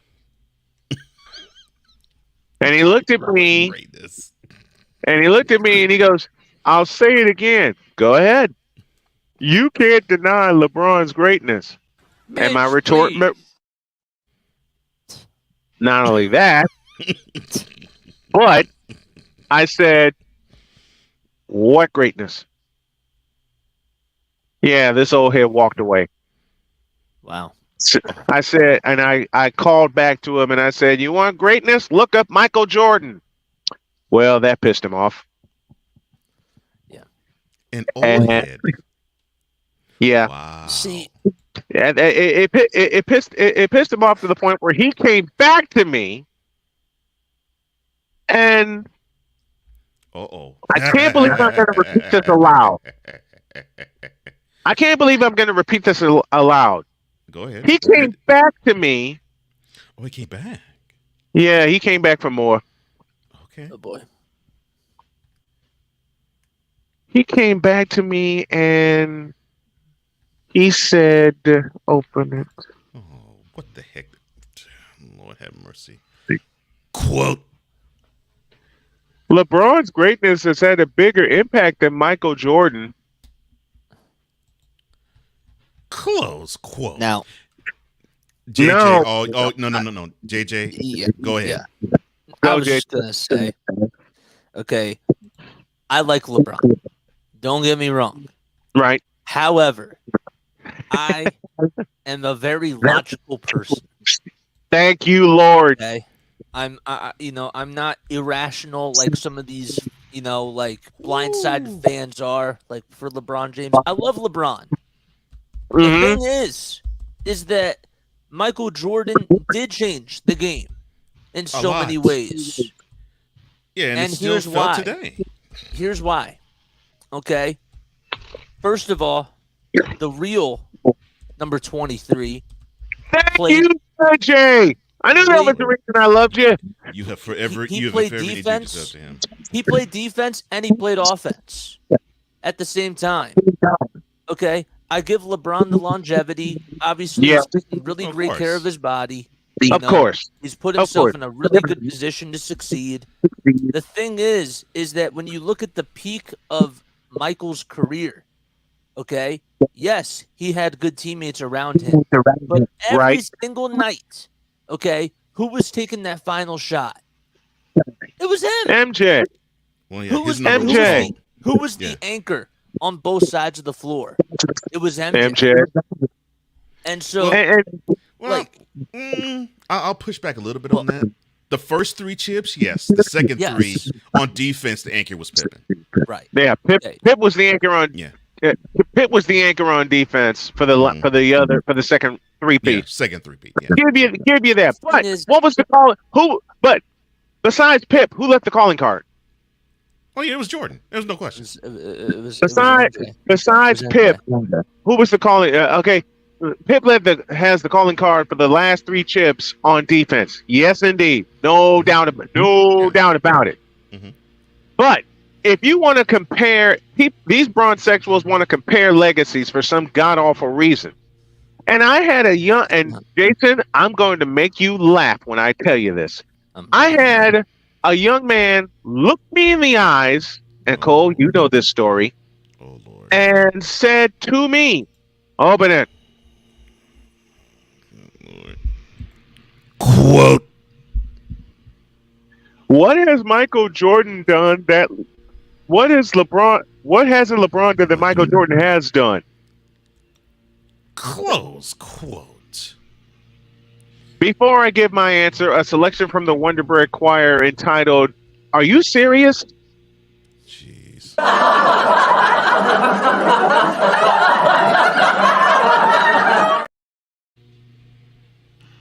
Now my answer. In 4 letters. Oh, no. Whoa. Before you do What? before you do that. Yes, sir. And don't mention rings. And don't mention rings. Yep, that was the other part of the. Thank you. He said, "Don't mention rings," and you can't name something that Jordan has done that LeBron hasn't done. That was his challenge. I said, "Are you serious?" And he says, "Yeah, because you can't do it." He said, "You can't do it," and he's goading me and goading me and goading me for the next 5 minutes. You can't. My friends who were around me. Such a great laugh. It's such a great laugh. I'm a fun guy. Folks. I love you, JJ. Oh, man. Folks, JJ will have that element too after a Phillies hit that shouldn't have been a hit. And I've seen a few of those with JJ on the call. But be that as it may. Yes, I'm sorry. The 4 letters you're going to say to basically disprove 4 letters this bronze-sexual that you couldn't come up with something. This stupid ass bronze-sexual. DPOY.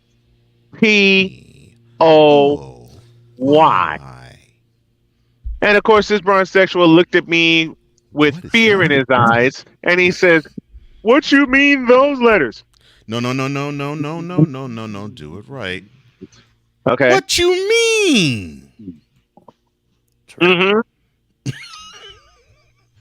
I said those letters stand for an award LeBron will never get. Defensive Player of the Year. He was only close to getting it once, I think. Yeah, only once. Michael Jordan was in the DPOY voting 5 times. 2 of them came in the second three-peat. And oh, by the way, to this stupid ass bronze sexual, the year was 1988, and it wasn't even his best year. No, his next year to me was his best statistical year. His best statistical year was 1989, and this is before he started winning championships. Before he started winning championships. Before the dynasty. Yep. What's up, Rising Rhino? Ryan McCoffey in the house, and everybody that's in the chat with this. We got a few minutes left. So you can't deny the fact that MJ was a defensive stalwart, and he was that way at North Carolina. Why? Dean E. Smith. Yeah. Dean Smith demanded that you play defense. Let me go down the list. Jim Valvano demanded that you play defense. John Thompson demanded that you play defense. Patrick Ewing, hello. Yep. So me and this bronze-sexual thought he was in for a fight against me, and I destroyed him with that argument. He walked away holding his head in his hands in shame. I mean, defense does win championships, right? Yeah, defense wins championships. Yeah, exactly. So, yeah. So, along came another bronze-sexual. Lord have mercy. Who didn't present that challenge to me, but presented a challenge he thought being the operative word, he would get me with. He brings the stat sheet to me a few years ago, and he says, "Look, LeBron averaged 30 points a game." Okay. Yeah. Only led the scoring title once. So I looked at this bronze-sexual, and I said, "He scored 30 points a game this year. Yay! Thank you, playmaker." And I reached in my pocket, pulled out my phone, and this bronze-sexual was dancing. Said, "You can't top that." Oh yeah. Starting the third year, that is exactly what Michael Jordan averaged. I said, "Well, LeBron may have averaged 30 points a game this season. Michael averaged 30.1 for his career." Yes, he averaged 30 for his career. The highest average for anybody. Yep. Even Will. NBA. Even Will. Even Will. Was the only other. The only other that averaged 30 a game. but MJ had a higher average than Wilt. Yeah. See, I Wilt had love an even LeBron. 30.1. I love LeBron, but like, I'm sorry, when sports were shut down, didn't The Last Dance teach everybody a lesson, man? Yeah, you would think. Like, Michael was just that guy. Like, it was actually really crazy for me. Like, when I was watching the documentary, like, so many people were like, this is like really like what the 90s like were all about. Like, you could see like everybody's like crowding around, like, you know, at Yeah. the whole Oh stadium, yeah. like, and like those types of things, like, you know, with the headphones. Like, Beginning it in was actually really cool to 1989. just see the culture. You Yep. know what I mean? Beginning in 1989, they were rock stars because they went to the Eastern Conference Finals. Right. But they reached the conference finals for the first time since First time, 1975, when they were in the Western Conference. Yeah. And their coach at the time was Dick Motta. And The Bulls coach at the time was Dick Motta. And then the next year, although all right, let's give props to the Blazers. They're a great team. They were a great team. Yes. But there was talk about that series between the Pistons and the Bulls. They're saying whoever wins the series wins the finals. Right.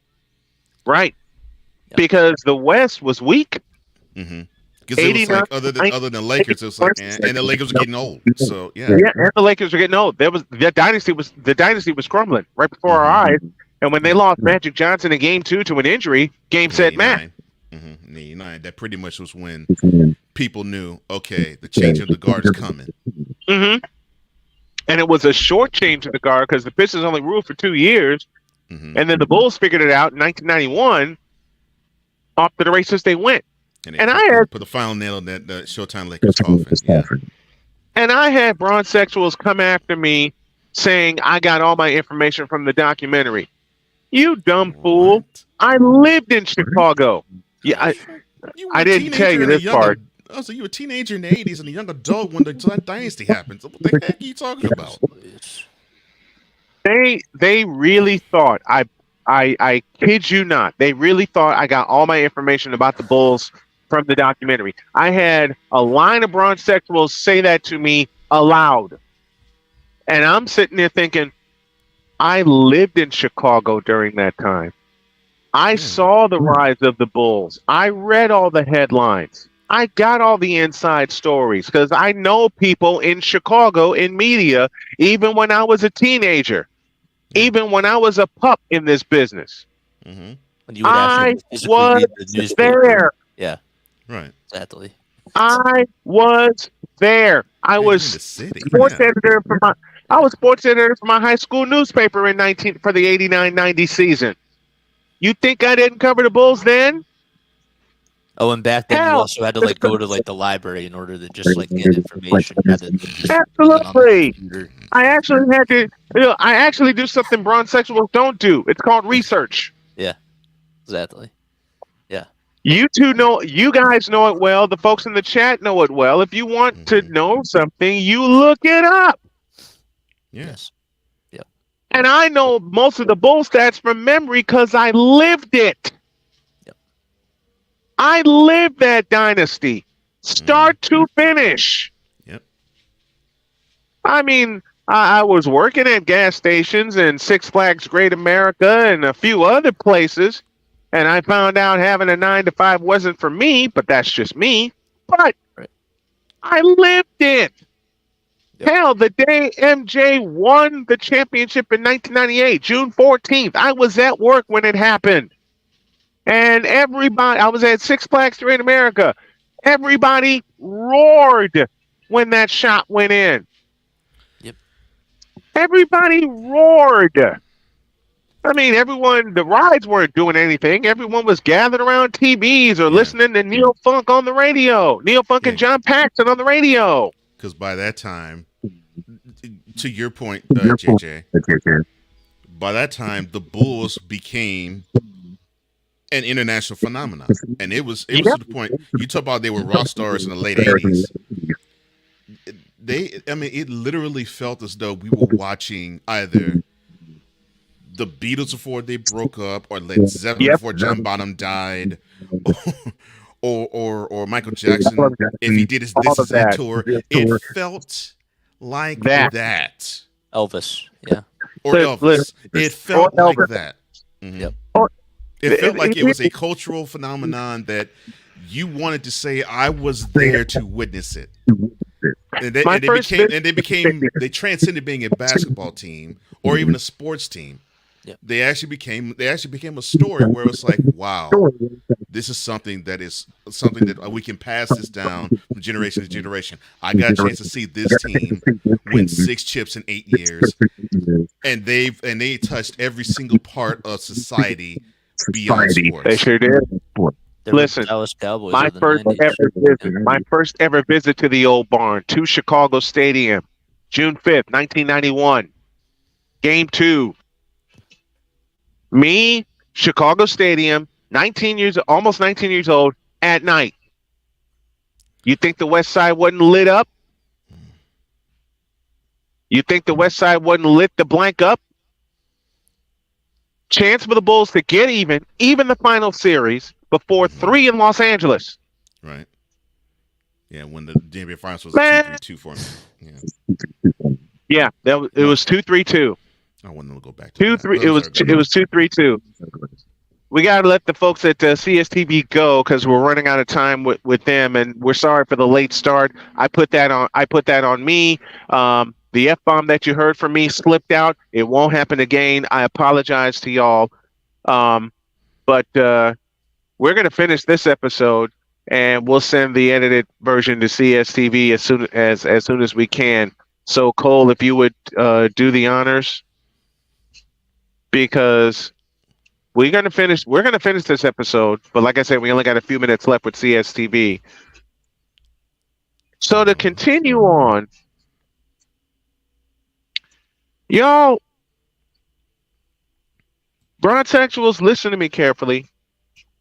I don't have to get my information from a documentary. I lived it. I lived it from 1985 to 1998. I lived the rise of the Chicago Bulls. And remember, in 85, in the playoffs, they faced the best defensive team. And that team just happened to be the Milwaukee Bucks.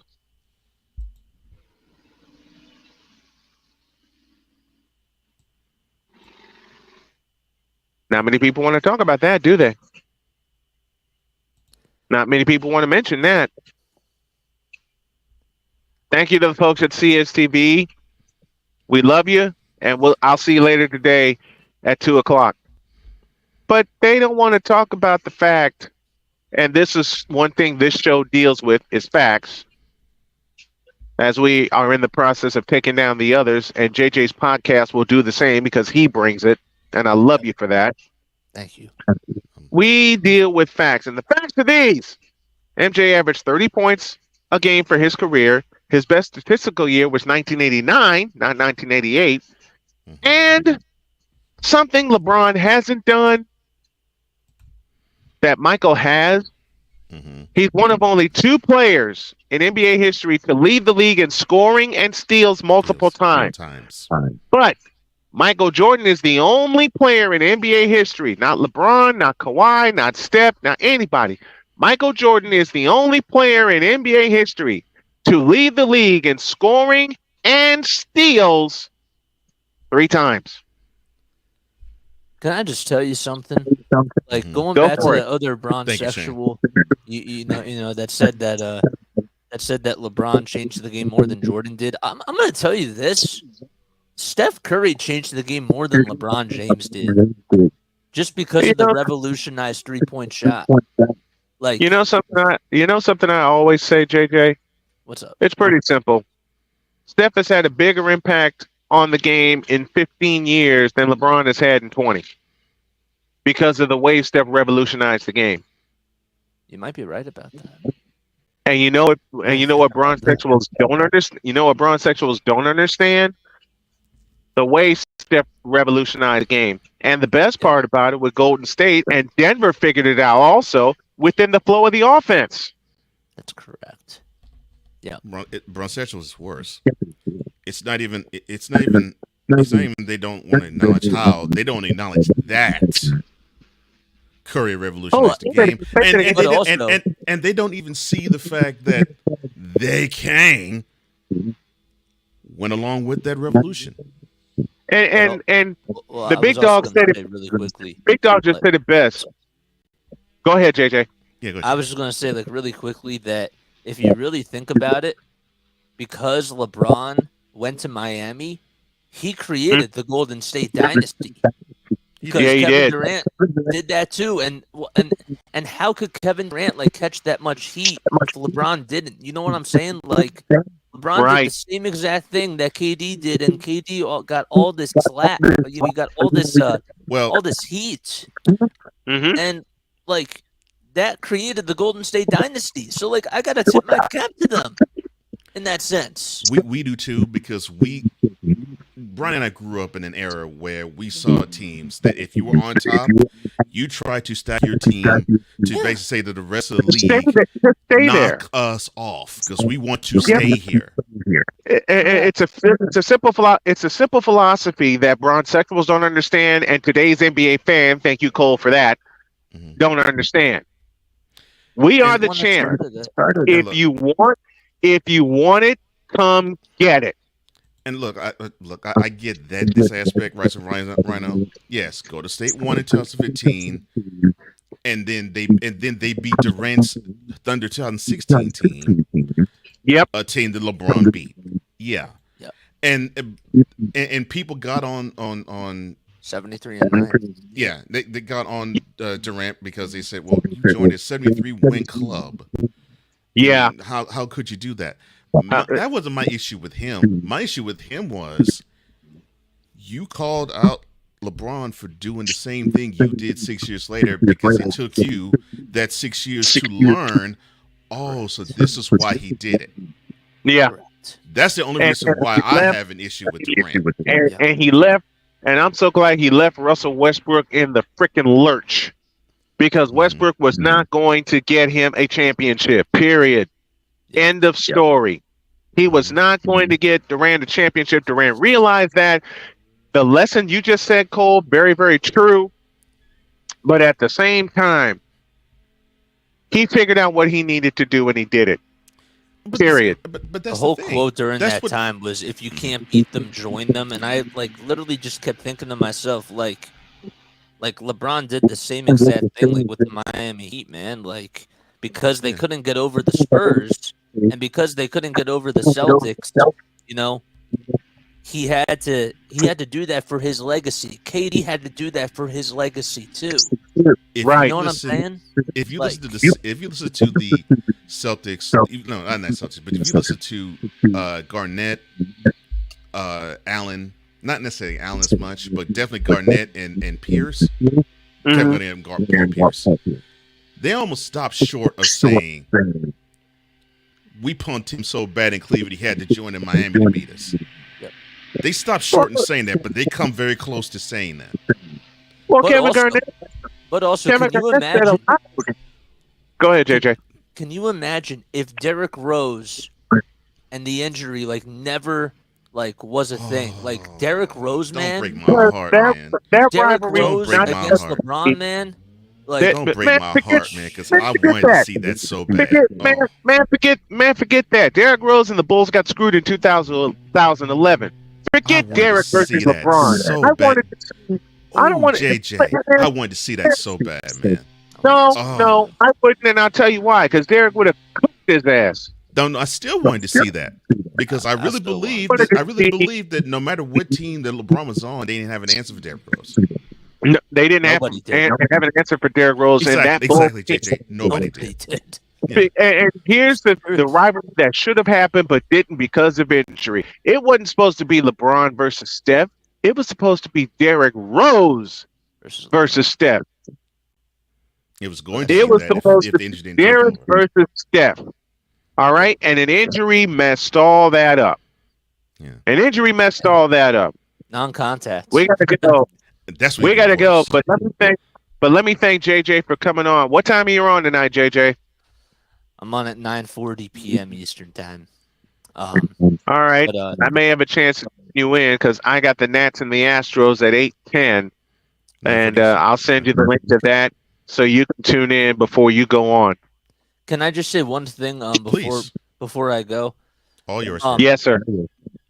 You know, Brian, you asked me before, like what motivates me, like, to do this every day, and I'll tell you, it's honestly this. At one point, like when I was in school, a lot of people that are still like on here, like, don't really know this about me, and I've been really open to share this. But I had a 1.8 GPA, like at one point, like a 1.8 cumulative GPA, and so like I had like 2 like really awful semesters, but I realized that I needed to change my game plan.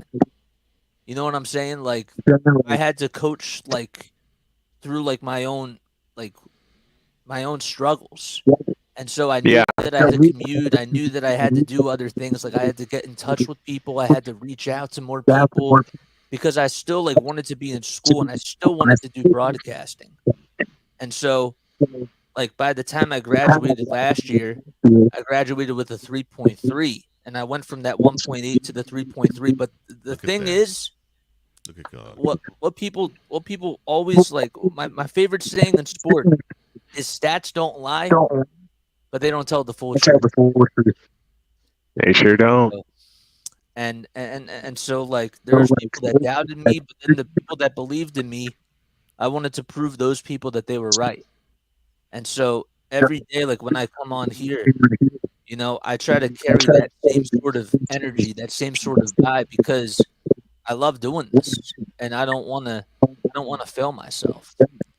So that's why, you know, I've been doing this every day, and that's why I've been calling games, and that's why I've been interacting with so many people on here, and I've made some awesome relationships because I want to continue to grow. And so, like, if there's anything that can be learned, like from just the experience, is that it's just to never stop growing and to always believe in yourself. So that's what I wanted to leave you guys with. Well, you've earned another fan in me, bro. Because I love you. I love your energy. You have a great voice. You have a great presence. I love your energy, and you have you definitely have a ton of knowledge about sports. So you hooked me. I hope everybody in the chat has subscribed to Play by Play with JJ. Yeah. His first pitch is at what time tonight? 9:40. 9:40 Eastern. 9:40. All right. Yeah. Get some rest. Get some coffee. Yeah, bro. Yeah. You get some rest, bro. I will check you out later tonight. We love you. Thanks for hopping on today, man. I love you guys too. Take it easy. Love you, bro. That's Jason Joseph from Play by Play with JJ. Go subscribe to his channel, please. Y'all will love the content. Subscribe to Cole Sports as well. You'll love that content. I know you love the content here on Snowman Multimedia. We are out of here for today. Have a great day. God bless. Remember to make your next move your best move. And always remember, if your dreams don't scare you. In a world where logic and sense flies completely out the window, while purple and yellow glasses are donned, rises a figure who encourages ridiculous, undying loyalty. A minute. I didn't do it right. Now, with all the brown-sexual stuff being said, get out of my face, you thirsty bitches. In a world where logic and sense flies completely out the window, while purple and yellow glasses are donned, rises a figure who encourages ridiculous, undying loyalty. Good Lord, I'm about to throw up. This has been yet another installment of The Bronsexual Confessions. They're not big enough. Dream big, do bigger. We are, and we hope y'all are too. We are out of here. We'll see you tomorrow morning. Thank you. Yeah.